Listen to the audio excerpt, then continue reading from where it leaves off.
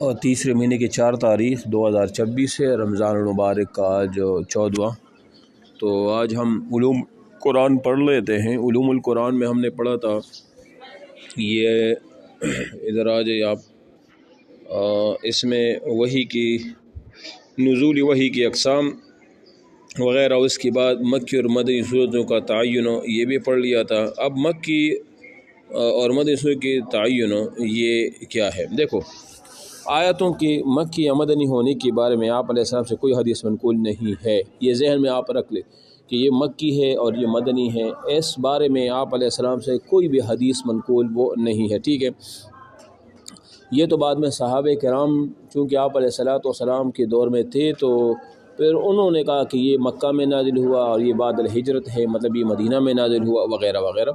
اب مکی اور مدنی آیتوں کی خصوصیات دیکھو، ہر چاہے مکی ہو یا وہ مدنی ہو، ان آیتوں کی کچھ نہ کچھ خصوصیات تو ہوتی ہے نا۔ وہ خصوصیات اب آپ کو بتا رہے ہیں کہ ایک پہچان کا ذریعہ بھی ہے کہ آپ کو کیسے پتہ چلے گا کہ یہ مکی ہیں اور یہ مدنی ہیں۔ تو اس کا آسان طریقہ ہے، وہ یہاں پر انہوں نے لکھا ہے کہ علماء تفسیر نے مکی اور مدنی صورتوں کی جان بین کر کے ان کے بعد ایسی خصوصیات بیان فرمائی ہیں جن سے معلوم ہوتا ہے کہ صورت مکی ہے یا مدنی۔ نمبر 1، ہر صورت جس میں لفظ کلا ہرگز نہیں۔ لفظ کلا یہ قرآن میں میرے خیال سے 33 مرتبہ آیا ہے لفظ کلا، اور جس صورت میں بھی لفظ کلا ہوگا تو اس میں وہ کیا ہوگا؟ وہ مکی صورت وہ ہوگی۔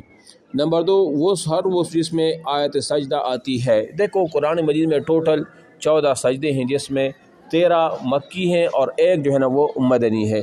تو جس صورت میں آیت سجدہ ہوگی تو وہ کون سی صورت ہوگی؟ وہ مکی صورت وہ ہوگی، ٹھیک ہے۔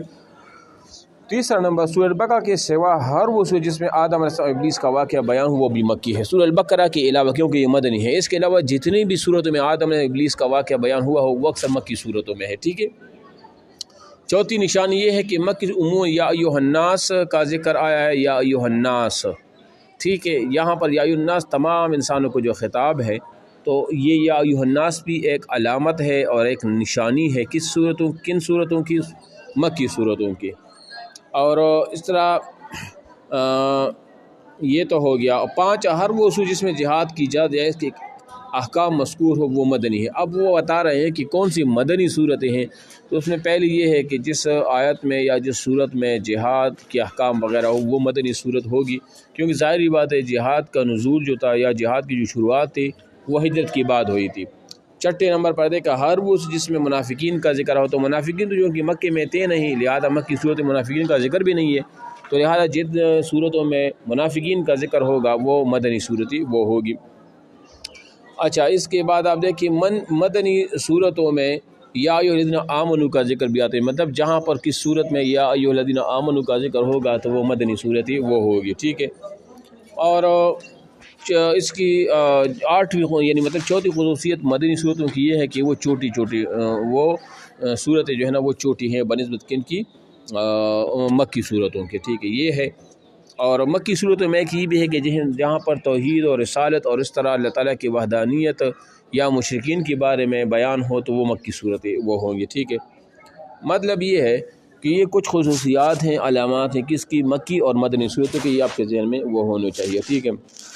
اب مقام اور وقت کے لحاظ سے نزول آیات کی قسمیں، مطلب کس مقام پر کون سی وحی نازل ہوئی اور وقت کیا تھا، تو اس بارے میں آپ کو وہ بتا رہے ہیں کہ آیات کی نزول آیات کی قسمیں باعتبار مقام اور باعتبار نزول وقت، کہ کس وقت میں کون سی آیات اس کو کیا کہا جائے گا، جو وقت میں کون سی وقت میں نازل ہوئی، اور کس مقام پر اس کو کیا کہا جائے گا۔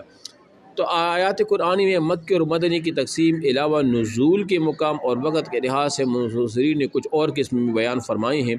حضری آیات کا مطلب ہے حضری، حاضر سے ہے، پریزنٹ جس کو ہم کہتے ہیں۔ حضری آیات وہ ہے کہ جب آپ علیہ السلام ان آیتوں کو کہا جاتا ہے کہ آپ علیہ السلام اپنے وطن میں، یعنی مثلا مکہ مکرمہ میں جو آیات وہ نازل ہوئی ہے اس کو حضری آیات وہ کہا جاتا ہے۔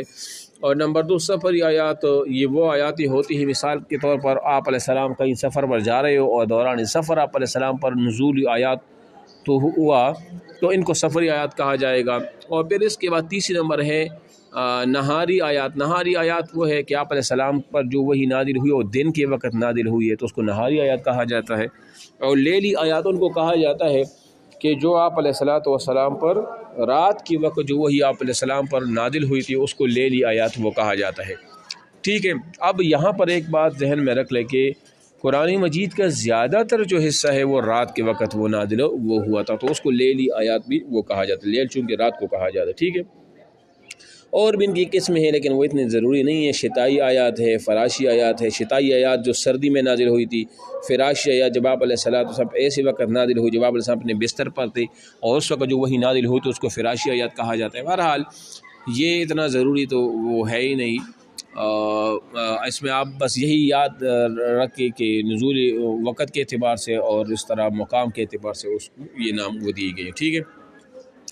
یہ صفحہ نمبر 33 پر آپ دیکھیں قرآن کریم توڑا توڑا کیوں نازل کیا، بس یہ تو انتہائی آسان ہے نا۔ تو قرآن مجید اس لیے توڑا توڑا نازل کیا گیا کیونکہ قرآن مجید میں اصل یہ تھا کہ یہ حالات اور وقت کی مناسبت سے آیات نازل ہوا کرتی تھی، یعنی جس وقت جس آیت کی ضرورت، جس حکم کا ضرورت پیش آتا اسی کے مطابق آیات وہ نازل ہوتی تھی، تو اس وجہ سے یہ توڑا توڑا۔ دوسری بات یہ ہے کہ اکثر ایسے آیات اس طرح نازل ہوئی ہے کہ جب کوئی صحابی کوئی سائل آپ علیہ السلام سے سوال کرتا تو ان کے سوال کے جواب میں وہی آ جاتی تھی، تو اس وجہ سے بھی کیا تھا یہ توڑا توڑا نازل ہوا۔ اور تیسری وجہ یہ بھی بیان کی جاتی ہے، یہ میں آپ کو خلاصے کے طور پر بتاتا ہوں، تیسری وجہ یہ بیان کی جاتی ہے کہ چونکہ جب نزول وہی یعنی اس طرح نازل ہوا کرتی تھی وہی کہ توڑا توڑا نازل ہوتی تھی اور اس میں کافی وقت لگتا تھا 23 سالوں میں، یہ اس لیے کہ اس میں آپ علیہ الصلوۃ والسلام کو قلبی سکون بھی حاصل ہوتا تھا، جب جبرائیل امین آتا تھا اور پھر آیات لے کر آپ پر نازل ہوا کرتا تھا تو اس میں آپ علیہ السلام کو دلی سکون بھی ہوا وہ کرتا تھا، ٹھیک ہے۔ چوتھی نمبر یہ خصوصیت ہے کہ احکامات یہ اس طرح توڑا توڑا نازل ہوا کہ احکامات اگر ایک ساتھ سارے نازل ہو جاتے تو پھر صحابہ کرام پر مشکل ہو جاتا، پھر ان کو پر عمل کرنا بھی مشکل تھا، تو اس لیے تھوڑا تھوڑا نازل ہوا تاکہ جو احکامات بھی ہیں اس پر تدریجاً وقت کے حساب سے جو ہے نا وہ عمل وہ کیا جا سکے۔ تو اس چند وجوہات کی بنا پر جو ہے نا ان پر وہ تھوڑا تھوڑا وہ نازل وہ ہوا، ٹھیک ہے۔ تو یہاں تک یہ کچھ تھا، اور کیا موجودہ ترتیب نزولی ہے یا نہیں ہے اس کو بھی پڑھ لیتے ہیں، پھر آیات محکمات اور متشابہات اس کو کل پڑھ لیں گے، ٹھیک ہے۔ تو یہ کیا جو موجودہ ترتیب یا ترتیب نزول پر ہے، اس کا مطلب یہ ہے یہ جو موجودہ ترتیب ہے قرآن مجید کا، یعنی جس ترتیب کے ساتھ یہ لکھا ہے، مثال کے طور پر پہلے سورہ الفاتحہ، پھر سورہ البقرہ، سورہ ال عمران، سورہ نساء، مائدہ وغیرہ جو بھی ہے جس ترتیب کے ساتھ آخری سورہ الناس ہے، یہ جو موجودہ ترتیب ہے تو یہ ترتیب جو ترتیبی نزولی پر ہے، یعنی اس کا مطلب یہ ہے کہ جس طرح ویسے تو پہلی صورت نازل ہوئی سورہ اقرا بسم ربک الذی علق، جو 5 آیت ابتدائی طور پر جو 30ویں پارے وہ نازل ہوئی تھی، تو ترتیبی نزولی اور ترتیبی یہ جو موجودہ ترتیب کیا یہ اسی ترتیب کے ساتھ ہے جس طرح قرآن نازل ہوا تھا؟ تو اس کا سمپل جواب یہ ہے کہ ایسا نہیں تھا، کہ جس طرح مثال کے طور پر قرآن مجید کا نزول ہوا تھا تو اسی ترتیب سے قرآن میں موجودہ ترتیب اسی اعتبار سے ایسا نہیں ہے، بلکہ جب بھی کوئی آیت نازل ہوتی تھی تو آپ علیہ السلام صحابہ کو فرماتے جو کاتبین وحی تھے، وحی کے لکھنے والے تھے، ان کے ارشاد فرماتے کہ فلاں آیت کو فلاں صورت کے ساتھ لکھ دو، فلاں آیت کو فلاں جگہ پر آپ لکھ دو۔ تو یہ جو موجودہ ترتیب ہے یہ ترتیبی نزولی کے اعتبار سے نہیں ہے، ورنہ اگر ترتیبی نزولی کے اعتبار سے ہوتا تو سورہ الفاتحہ کو بعد میں ہونا چاہیے تھا اور سورہ العلق کو پہلے پارے میں ہونا چاہیے تھا، لیکن ایسا وہ نہیں ہے، ٹھیک ہے نا۔ تو یہ اگرچہ ترتیب نزول پر نہیں ہے لیکن آپ علیہ السلام کی بتائی ہوئی ترتیب پر ضرور ہے۔ آپ علیہ السلام جو ترتیب مقرر کی نا اس ترتیب پر تو یہ ہے جیسے جو موجودہ قرآن مجید ہے، لیکن اس ترتیب پر نہیں ہے جس ترتیب کے ساتھ یہ نازل ہوا تھا آپ علیہ السلام پر، ٹھیک ہے۔ تو صفحہ نمبر 35 انشاءاللہ کل وہ پڑھیں گے۔